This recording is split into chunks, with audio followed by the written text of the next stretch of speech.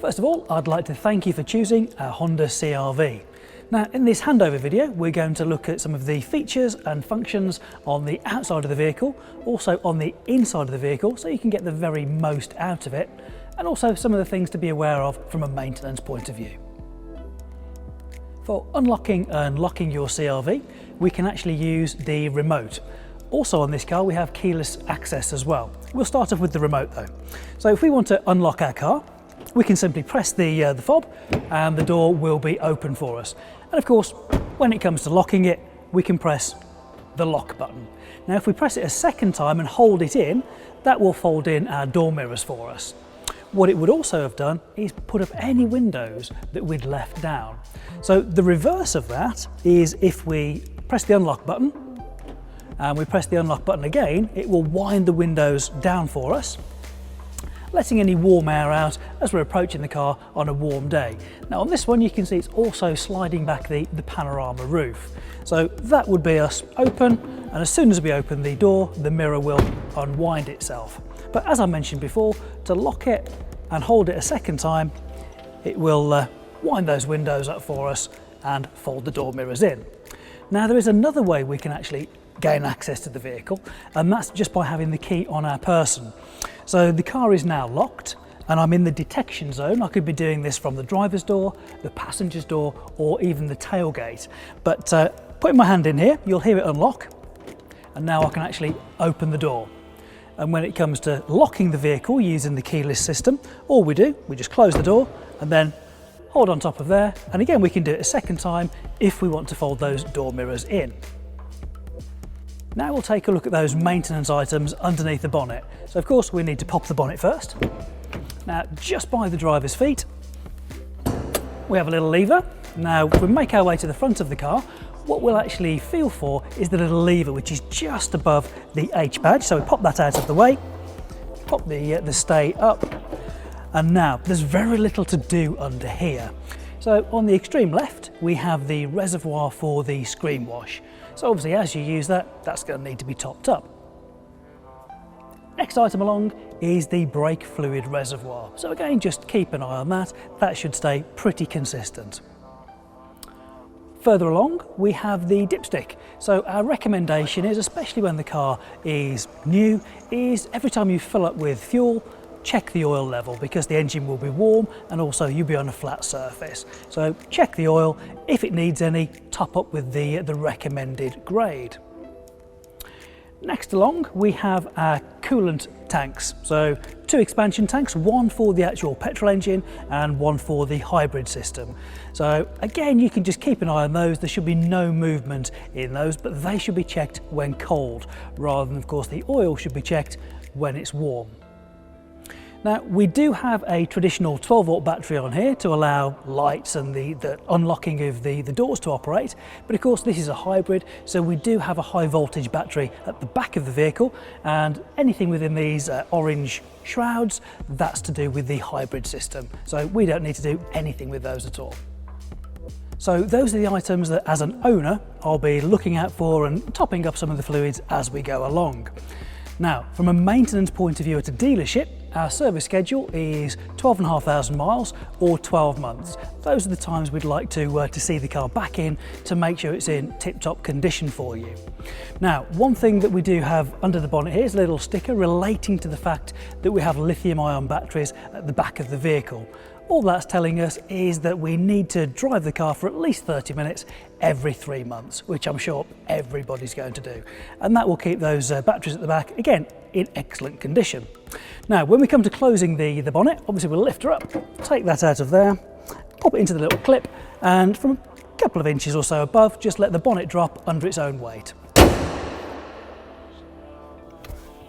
Now that we're in the vehicle, I want to make sure I've got the seat, head restraint, seat belt and steering wheel all set up for me as the driver. So this feels a bit close. I'm going to wind the seat back. We've got electric seats here, which are fantastic, making sure I can get good pressure on the pedals. That distance feels really good to me.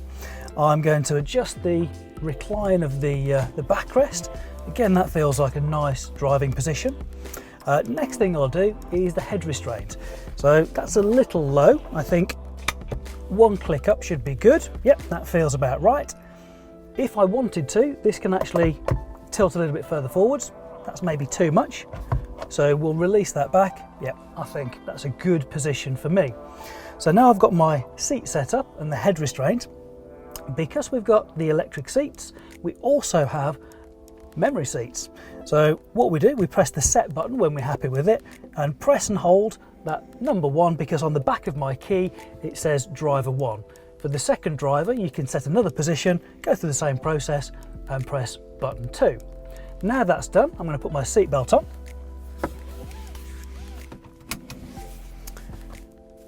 Now that feels a little high, so I'm going to drop that down a bit.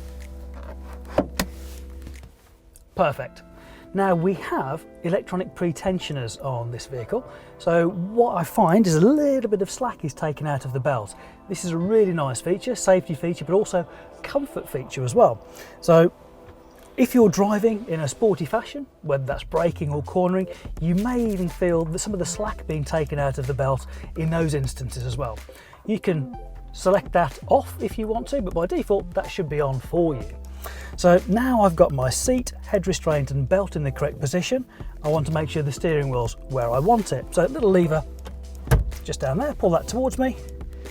Make sure I've got good visibility. I can do sort of lock to lock turns and we'll lock that in place. So now we're good to carry on. So now we've got our seat and seat belts adjusted along with the steering wheel, it's ready to get ready to drive the car. So because we have a keyless system, all we need to do to actually start the car is to put our foot on the foot brake, because it's an automatic transmission, and simply press the power button once. This will put the car in ready to drive mode.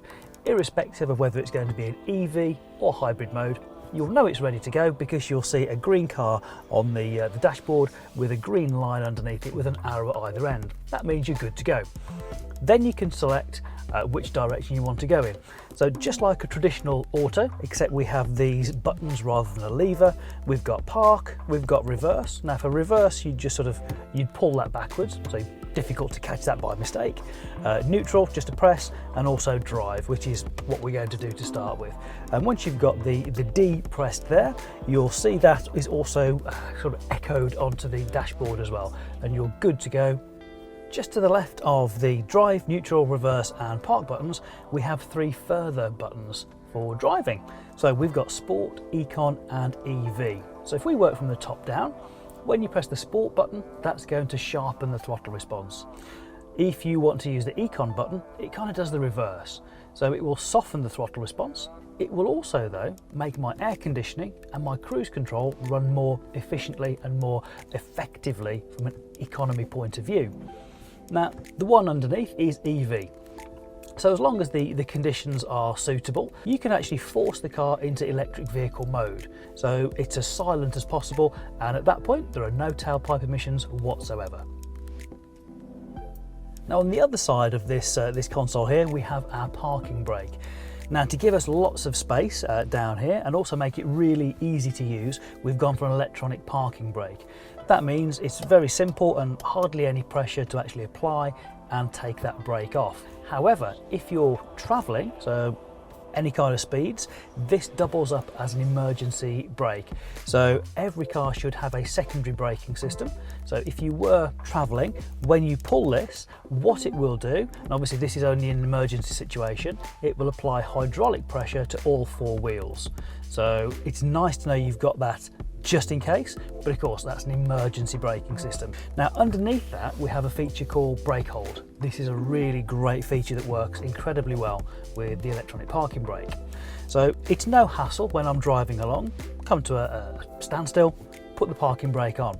However, if I don't want to do that at the start of my journey, because I've got my seatbelt on, I simply press the brake hold button, and every time I come to 0 miles an hour using the brakes, the car will then hold the brakes on for me when I take my foot off the brake. So just by my right arm on the armrest for the driver, we've got a few different controls that we can adjust and use as we're driving along. So if we work on those from the top down, top left hand corner, we've got a button to electronically fold the door mirrors in and out. Really useful feature. To the side of that, we have a little slider which has L one side, a centre position and R. This is for when we want to adjust the mirrors, so sliding it to L position would allow us to use the little four-way pad underneath to adjust the angle of the mirror. Slide it all the way to the R position would allow us to do the driver's position, and then when we're done you can leave it in the middle. However, there's another feature on here. With it in the middle position, if you select reverse, the mirrors stay at the same angle. If you slide that selector to the L position, when you pop it into reverse, that left-hand mirror will actually dip down so you can see your wheels curbside, minimising the risk of causing any damage while parking. Again, a great feature. Just below the angle selector, we have the button where we can unlock and lock the cars from inside the vehicle. Below that, we have a button when illuminated which shows us we've actually isolated the other three windows from being sent up or down. So only the driver's window will be able to go up and down when we have a little light in that window button. On this car, all four windows are one touch. So if we want to, you'll find there are two positions on there, and when we want to push it down a little bit, the window will come down a short way. If we push it all the way down, the window will go all the way down. And exactly the same to send the window back up again. Working in from those controls by the driver's armrest, just by my knee, we'll see a selection of buttons down there. So again, if we work sort of top left and across, the first one we see is our button to actually open our tailgate. So if we're inside the car, we just press it for maybe a second or so. So it's not a tap, you have to consciously press it and the tailgate will open up. Next one along on this particular car is that we have a button for the heater element that sits underneath the wiper blades. So this is really great. What we've done is put these extra bits of sort of heating, like we do on the rear screen, but on the front, just at the bottom and the side of the window. So on those sort of frosty, icy mornings, it will automatically, when we press this button, defrost that section. So we're not going to get our wipers stuck to the glass. So that's our second button across. Third button is for parking sensors. So we have front and rear parking sensors. When we have the little illumination, a green light in there, that means they're active, and obviously when that light's not on, they're inactive. Moving across from that, we have a picture of a car crossing over some lines. So we have two features in here. We have lane departure warning, which works on dotted or dashed lines, and we have road departure mitigation, which would work on a solid line. They're both designed to keep you safer on the road. So lane departure warning gives you a warning if you're about to depart from a lane. So it uses the cameras looking for the dotted lines, and if we get close to that line or even cross it, we'll get audible, visual and even tactile warnings to encourage me to come back into the lane. Now, road departure mitigation, that works on a solid line, because that means there could potentially be the edge of the road or oncoming traffic. So the car on my behalf, if I've not indicated to change lane or to move, it will actually use braking of individual wheels to encourage me back into that lane. So not something to try, but something that's there in the background to help you keep safer on the road. Then the one on the right hand side says HUD, head-up display. So the button in the centre will allow the little shield on top of the dash to go back, the screen will pop up and then we'll get the displays on there. That's how we turn it on and off. And if you particularly like this feature, if you leave it in the on position, every time you power on, the screen will come up. When you power the car off, the screen will go down and a little protector will come across, making sure no bits of dust or whatever get in there. Now, just above the HUD button, you have an up and a down arrow. This actually changes the angle of the screen, so when we're projecting the information onto it, depending on the height and the angle that the driver's sitting at, making sure we get exactly the right angle. So that's our head-up display. Then, if we're working backwards, we get a little button that has a picture of a car, a little bit of a car, and it says off underneath it. This is to turn off our collision mitigation braking system. Wouldn't recommend this to be turned off because it's actually a safety feature. So this is our autonomous braking feature that uses radars and even cameras when it comes to pedestrian detection. And if it sees the chance of a collision ahead, it can actually apply brakes on my behalf to mitigate that. It will also give me early warning, so it's entirely possible that based on the audible and tactile warnings in this car, I can actually avoid the accident. The next button along is to turn off the acoustic alert that we have when this vehicle is in electric vehicle mode under sort of 8 miles an hour. Because there's no engine noise, the car is incredibly quiet. So to alert pedestrians, we have an acoustic alert, comes out of a speaker just behind the front bumper. If you wanted to turn that off, that's that little button down there. And the final button we have is to reduce the actual impact that VSA has.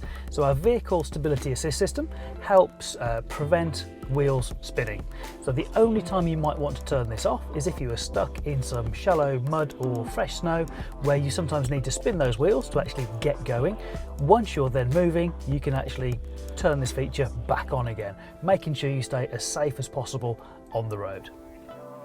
Now on the left hand side, this one is responsible for our lighting. So that could be headlights, it could be fog lights. The thing you're going to use most, I would imagine, is going to be the indicators. So when we're wanting to indicate left, if it's just a couple of flashes we need, just push it to the point where we get a little bit of resistance and it will flash the indicators 3 times. If you're waiting to leave a slip road maybe on the motorway and you want it to be more than 3 flashes, just push it past that point of resistance and it will stay on till either you cancel it or the steering column information will tell it that you've made a turn and it will self-cancel. Then we look at the lighting. So the default position is auto. This means it will actually put the lights on for you based on the daylight sensor or daytime running lights, whichever is appropriate. If you wanted to override that, you can rotate it 1 more position into side lights and a further position into dip beam. To get to full beam, you would actually push the stalk away from you. To take that off, you bring that back in again. If you wanted to give somebody a little flash just to say, I'm here, you'd pull the stalk towards you momentarily. So I'll put that back into the auto position because that's my favourite. And what it also does, it allows high beam support system to operate as well. This is where when you're driving, above sort of 25 miles an hour, there or thereabouts, what it will do is if it sees there's nothing in front of you and it's night time, it will actually take your dip beam and put it onto main beam. And then as soon as it sees headlights or tail lights in front within certain parameters, it will actually pop those back into dipped beam for you. Next one along is for our fog lights. So we've got front and rear fog lights and we can just literally rotate that center dial to give us that front and rear fog light. The stalk on the right hand side, this is responsible for controlling the wipers at the front and the rear of the car. So when we're driving along, if we've just got a little bit of rain on the windscreen, but the actual screen itself is fairly clean, just pop it up 1 position and that'll give us what we call the mist position, so a single wipe of the screen. If, however, there was a little bit of mud maybe on the windscreen and you wanted some screen wash on there, as well as it wiping the screen, you just pull that towards you and both of those things will happen simultaneously for you. If you are in more severe rain and you need more than just a mist, I would leave it in the auto position personally, because it's using the information from the rain sensor on the screen to determine how quickly the wipers should go and also the delay when they're parked. You can actually further fine-tune this as the driver with this little control right in the center to make it more or less sensitive, getting it perfect for you. If you'd rather have a fixed position of speed for the wipers, you can actually go into the low or the high position right towards the bottom of the movement there. But as I say, my favourite is the auto position because I can then just concentrate on driving. I know the car's looking after keeping the screen clean for me. Now, on the end, we actually have the control for the rear wiper. So what we can do, if we rotate it towards us, it will give us a squirt of screen wash on the rear screen. We've also got that facility right at the other sort of end of the movement of the switch as well. And in between that, we've got intermittent for an intermittent wipe, and we've got the fixed on position. But as I say, either end of those, you can actually encourage some screen wash onto the screen just to give it that perfect clean for you. So these paddles just behind the steering wheel, these are to actually allow us to change the amount of regenerative braking we get when we're just coming off the throttle but with no foot on the foot brake. So if you've owned a an automatic vehicle before where these have been sort of shift paddles, this is going to feel a little bit different for you. So because this is a hybrid and the road wheels are not directly connected to the engine, when we come off the accelerator, there's no engine braking. So what we can do, we can actually make it feel like we've got engine braking by using these paddles to increase or decrease the amount of electrical resistance within the motors. What this also does, it kind of puts more charge into those high voltage batteries at the back of the vehicle. So looking at the face of the steering wheel, we've got some buttons on here. Now, what we're going to do is we're going to work from the left-hand side to the right-hand side. So on my left, we have a selection of buttons, some simple ones. We've got plus and minus, that's for volume of the audio system. Just underneath that, we have a little button with an eye on it and what looks like sort of 3 pages. When we press that button, it allows me to look at the information I've selected on the screen in front of me. If I press it again, it will bring up the actual icons I can choose from. Then I can use my left and right arrows to pick things like information on all-wheel drive, where the power's going to, or it could be any number of things. So we can scroll through those and also personalize them. Underneath that, we have our telephone buttons, so we can make and receive phone calls, obviously using our Bluetooth connections.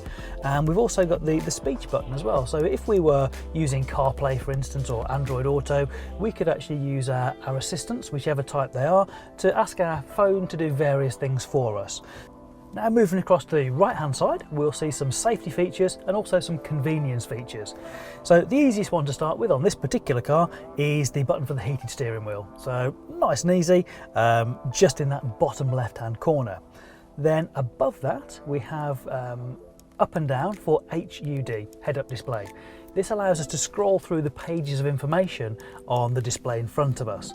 Now, the other controls, in order to use those, you need to have made sure you've pressed the main button. When you've pressed the main button on your screen, you'll know that it's on because you'll have ACC or LIM and LKAS at the top. So that's adaptive cruise control, or LIM is limiter or speed limiter. And then we've also got the lane keep assist system. So that means they're able to be then turned on. To actually activate them, just along from the main button, we've got our LKAS button. When we press that, you'll get some dotted lines, kind of simulating the dotted lines on a dual carriageway or a motorway, and it's in standby mode. So when you're doing dual carriageway motorway speeds, the camera in the centre of the vehicle is actually looking for them. When it recognises them, those lines will, rather than being sort of hollow or shaded, they'll go solid. So you'll see those solid white lines. This means now the system's active. So what it will do, it'll try and keep you centred in your lane. If I get a little bit too close either side to the white lines, it will actually put some steering input in to bring me into the centre. This is obviously if I haven't indicated. Of course, if I indicate and change lane, the car knows my intention is to change lane, but it can offer resistance to help keep you in that lane. A brilliant feature for those longer journeys. As I say, motorways, it's perfect for that. Now above we have a circular button on here, and we have various different features on here. I'm going to start at sort of 9 o'clock on the dial. So we've got LIM. If we press this repeatedly, it'll cycle through LIM, intelligent LIM, so we have like a traffic sign in front of it, and ACC, adaptive cruise control. So LIM is a speed limiter. You can set with the button at the bottom that says set the speed that you want your limiter to go to. At any point you can increase it or decrease it by the plus and minus buttons at 12 o'clock and 6 o'clock, which is a brilliant feature. So what will happen is if you've set it to 50 miles an hour, that means you cannot accelerate past 50 miles an hour. So it keeps you nice and comfortable in knowing you're not going to go past that speed unless you need to. So if you need to, what you do is just go full movement on the accelerator. That will actually override the system because sometimes you might need to go over that for your own safety. If we press it one more time, we get intelligent speed limiter. This is where, rather than just having one that we set into it, it uses the information from traffic signs at the side of the road saying, okay, this is a 30 or it's a 50 or it's a whatever. It uses that information. The car stores it onto the dashboard and also uses that as our speed limiter. Now, the final one is your adaptive cruise control. So your adaptive cruise control would say ACC on the screen, and with this you can be driving along. Again, motorways and dual carriageways is absolutely perfect for. And you'd get to the speed you want to go to, press your set button, and it would actually be set at that speed. But let's say you were only doing 50, but you're on a motorway and you wanted to go up to 70. You can press the plus button, and if you hold it down for a little while, it'll go in blocks. So quite easy and quick to get up to the 70 mile an hour speed on there. And this will set your cruise control now to 70, even though you're only doing 50. Now, the reason it can do this is because we've got a radar on the front of the car, and this will keep you a predetermined amount of seconds away from the vehicle in front. So roughly speaking, you can have like a 1, 1.5, 2 or a 3 second gap between you and the vehicle in front. And we adjust that by the button that is about 3 o'clock on the dial. So we've got different bars. The more bars we've got, the more distance and time we've got between us and the vehicle in front. And this is an absolutely brilliant feature for those people doing bigger mileage. You can adjust that at any point you want to with the plus and the minus. If you want to cancel it, you can tap on the brake, or you can press the actual cancel button, or even the main button. Any one of those three would actually cancel it. When you turn it back on, if you just hit the plus or the resume button, it'll take you to the speed that you're at before. Brilliant, brilliant feature. So now looking at the climate control and also some of the other heating facilities we've got on the car, just going to look down here. So clearly the passenger would operate this one, but they can operate their heated front seat. Straight away it will go on to 3 if we want level 2, level 1, or turn it off. And of course, I've got mine on the driver's side as well. Then as we move up, we've got some nice buttons in the center there for climate control itself. So we have the on-off button, which will turn the blowers on. Now at the moment, there's a couple of things we can see. It's actually brought up the temperature in the top of the screen there, so it's saying it's 18 degrees. We can see there's a little green light on there which says push for sync, so synchronizing, because this car has dual zone climate control. Now these dials on the outside, they would actually adjust the temperature for us. So if I adjust the temperature on the right hand side, we can see they both go up now to 21 degrees. However, they're actually synchronized. If we push that button so they're not synchronized, now when I change mine, let's say 22.5, the passenger stays at 21, and they could even turn theirs down if they wish. Moving across now, we've obviously turned it on. We've got the fresh air coming in. If you wanted to just keep the air inside the cabin recirculating, you'd press the next one along. Next one along says rear, so this has got a picture of the rear screen and also the door mirrors. When we press that one, it's the heated rear screen and also door mirrors, getting those elements heated up to sort of defrost those. And for the front screen, we'll hear it'll actually pick up a little bit of speed with the fan. It will make sure that the air conditioning is actually on, and it will focus it all on that screen to keep it nice and clear for us. Then above that, we have the ability to change the fan speed down and also up if we want to. And then we have this climate button. So everything I've done so far has been using the buttons and the dials down here. If I wanted to, I can press the climate button on the screen and actually turn my air conditioner on or off, change the mode where the actual air's coming through, and change the fan speed as well. So now we'll take a look at the Connect. This is our infotainment system. We're on our home page, so you can see things like navigation, audio, and of course your telephone features. Now we're going to start in the top left-hand corner with navigation. So if you've used Garmin before, a lot of this will look very familiar to you. And we have the little magnifying glass just over there. Now this is where it's a little bit different to a traditional Garmin system, because we've actually put our Honda dealers in there as preset addresses. So anytime you want to locate one, pop it into the navigation, you've got them all listed there for you as well. Now a lot of people will want to set their home as one of the destinations. So the easiest way to do that is to select Go Home. You have 3 choices now. I could manually enter the address using my postcode or whatever. I can use my current location, which if I was sat on my driveway, it'd be perfect. Or you can choose one from a recently found destination. I'm just going to go current location, and that is now set in. So next time you press the Go Home button, it will literally navigate your route to your home, and you're good to go. So the next little feature down, we've got phone on here. So I could either press the phone button here, or we've got these keys a little bit closer. So I could press the telephone here. It does exactly the same thing, just different ways of choosing it. Now it says here there's no phone connected. Would you like to select a phone to connect? So I'm going to go yes for the first time. So we can see the different phones that are there. So we're going to add a Bluetooth device. So I need to make sure that mine's on. I'm using an iPhone, so I'm just going to go into my Bluetooth, go into the menu, we'll go continue on here. Now they're trying to find each other. So very shortly we'll get, there we go, we can see iPhone, so we tap on the phone and it will give me a code on here. So I just make sure the code is the same. On my phone it's asking me to pair that, so I'll just click pair on that one and we'll allow my contacts, and we can see we're connected there. We've got a little phone icon, absolutely brilliant. We're now connected to the iPhone. So I can press my back button there and we can actually see that the iPhone's connected, and we can see we've got Bluetooth connection and also my signal strength. So that is now my phone all connected in. So we can be even on the home page if we wish. We can see we've got connection. Any calls that come through, I can literally answer off the steering wheel, as we mentioned earlier. Again, keeping you nice and safe. Now just below the phone button, we've actually got one for settings.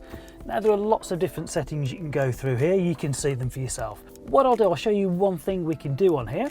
I'm going to go to vehicle, and we've got deflation warning system right at the top. There are, as you can see, many different things down here, how you can personalise the car specific to yourself. But let's imagine we've had a temperature fluctuation overnight and it's much warmer than it was yesterday, and our deflation warning system light has gone off. Providing we've now checked the tyre pressures, they're all good. There's no punctures in there, no foreign objects. What we can do now, we can actually reset it. So all you do, you'd pop onto the top one there, deflation warning system. We click on the initialize, and that's it now done. Simple as that. So just one example of some of the things you can actually get involved with in the settings on your CRV. So the next feature along is AHA. This is a pre-installed app that we at Honda have put on the car for you. So you do need an internet connection, so you can use your phone as a personal hotspot, and once you've done that you can set up an account which is free, just an email address, some details in there, and then you have access to various podcasts, internet radio stations, or even traditional radio stations that you wouldn't maybe be able to hear if you were, say, abroad. If you were listening to Radio 1 or 2 in the UK, perfect. But if you went over to France, you wouldn't be able to pick it up through FM or DAB, but with AHA you'd be able to. The top right hand corner of the screen is our audio button, so we could press it there, and again, just like a map or telephone, we've got a button on the side that we can press as well, just for convenience. So the last time we used this, we were on DAB. If we want to change the source, we can do it off the little thumb wheel here. I'm just going to press the button on the screen there though, and you can see that we have FM, DAB, LW, obviously long wave, medium wave. We have a USB connection. We have an iPod connection when we're using our USB, Bluetooth audio, smartphone, audio apps. That would be something like the AHA we just mentioned, and also HDMI. The info button or tab on there, that will allow us to get some of the driving information. So the fuel economy for our most recent runs, or actually our instantaneous fuel economy, and some other information on there as well. Again, nice to have, that you can just tap that while you're driving and see how you're doing on your fuel economy. Of course, remember, you can also get that straight in front of you as well. And just above the Connect screen, we have the button for the hazard warning lights. So just in the roofline, we have a little holder for your glasses, which is nicely lined, keeping them nice and safe. Now, if we just push it part of the way up, what we can do is, rather than moving our head over our shoulder, we can just take a little glance up at the conversation mirror, but still be looking straight ahead, keeping us nice and safe, just in case we're tempted to have a look behind us. So just in front of the conversation mirror, we have a collection of buttons. And again, we'll work through those left to right. So on the extreme left, we have a button for the LED courtesy light for the passenger. Next along, we have the e-call button. So there's a protective cover on that. And if you wanted to manually press the button because you wanted the emergency services, you could press that button. Just behind it is the cancel button. However, What it will also do is, if there was an accident where the airbags were deployed on the vehicle, it would actually automatically call through to the emergency services, and it knows your direction of travel, your location, so even if you didn't speak to the person on the other end, those emergency services can get straight through to you. Now, across from that, we have the tilt function for the roof. We can also slide the roof back, and we'll now push it forwards. Next one along is for the sunshade. So we can wind it back, we can stop it part of the way, or we can wind it forwards, and again, if we don't want it all the way, we can just stop it wherever we want it. Next one along is for the ultrasonic sensors. Now this is to turn it off, and it would only do it once. So if you wanted to leave the ultrasonic sensors for the alarm off every time you left the car, you'd need to press that every time. So obviously the idea is the car is fully secure. Why would you want to do that? Well, if you left the windows down a little bit, of course any air movement would trigger the alarm. So if you were leaving the car with a little bit of a gap in the windows, you could press this button before locking the car and the ultrasonic sensors wouldn't be active. Just below that, we can again similarly turn off the tilt sensor just for one locking of the car, just so that if there was any movement in the car while you were away, it wouldn't trigger the alarm. Then we have the courtesy light for the driver, and right at the front we have the ability to turn off these courtesy lights completely, or we've got them operating when the doors are open, or we can have them permanently on, but this is operating both together. Looking straight ahead at the meters in front of me, on the left hand side we've actually got a meter that will show us the sort of state of charge of the high voltage battery in the back. Also, you'll see what position the lights are in. If you're on side lights or auto lights, that'll be on that small section on the left as well. So moving across from the left to the centre, this is where the majority of the information is going to be. So right at the top we have the charge and the power indicator. Moving down from that, we actually have our speed. On the left of that, we have the park, reverse, neutral or drive icon, just so we know in which direction obviously we're going to be travelling. To the left of that, we know we're ready to drive because we can see an image of a car with the green line underneath it. It just means it's ready to drive, because of course sometimes you'll be in electric vehicle mode and you will have no engine running whatsoever. Now, just to the right of the miles per hour, right in the centre, we have a little circle. Now, when we've passed a speed sign, it will actually put that information up there for us, reminding us we're in a 30 or a 50 mile an hour zone. Moving down from that, we have the ability to scroll through various pieces of information. So you can choose exactly what information you want on there. Below that, we have the ambient temperature.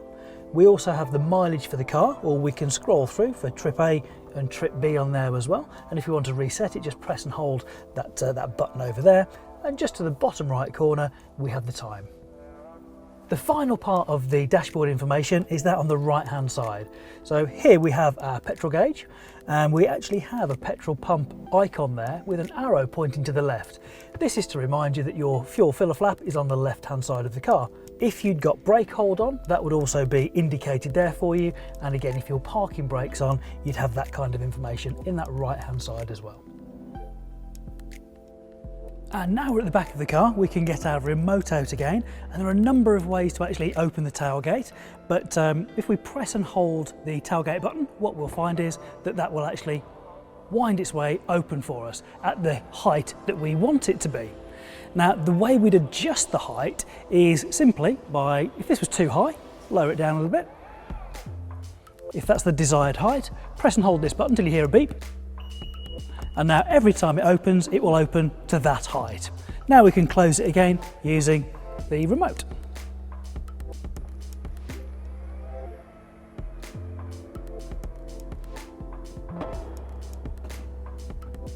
So by using the keyless access system, we have another way to open the tailgate.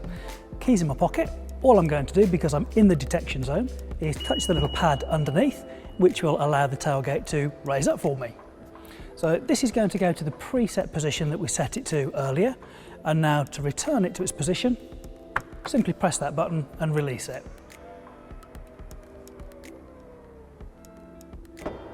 So another way we can open it from the outside of the vehicle is by using the hands-free control.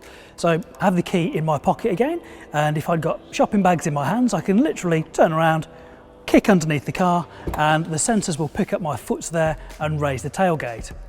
Now, of course, that could work the other way as well. I could have taken some suitcases out of the car. Now my hands are full, so I would just underneath the car, and that would close the tailgate for me.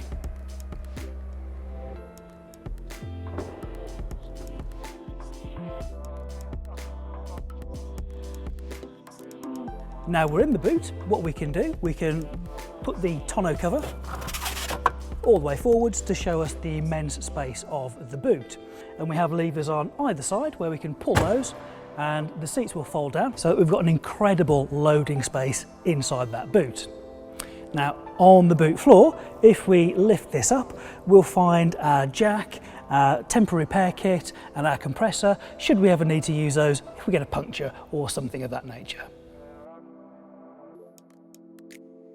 So now that we've released the fuel flap from inside the vehicle, we can open the door, unscrew the cap, and of course it will pop into this little position here, stop it bumping up the rear wing when we fill the vehicle up.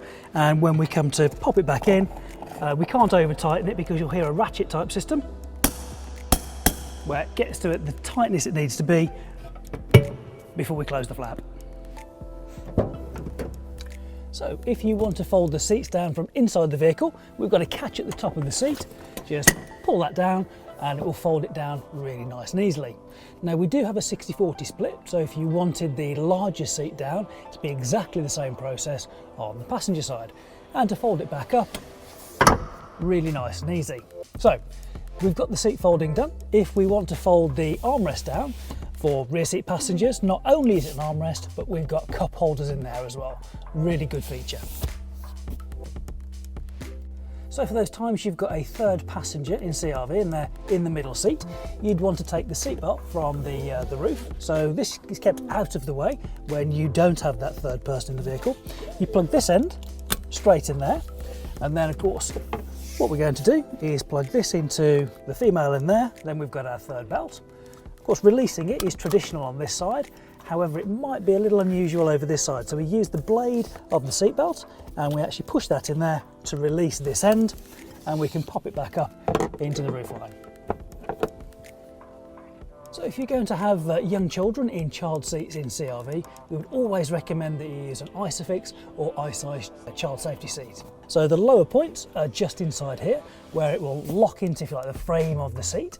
And we have a top tether point just on the roofline here, where we detach it with the webbing strap. So we've got 3 points to fix the seat into the car, making it as safe as is possible. So to operate the child locks on the rear doors, we've got a little switch here, push that down, and that's activated the child locks. So now the door can only be opened by using the handle on the outside of the door. When we push it back up again, it means the internal and external door handles will open the door. Thank you for joining us on this handover video. We hope you found it useful and informative.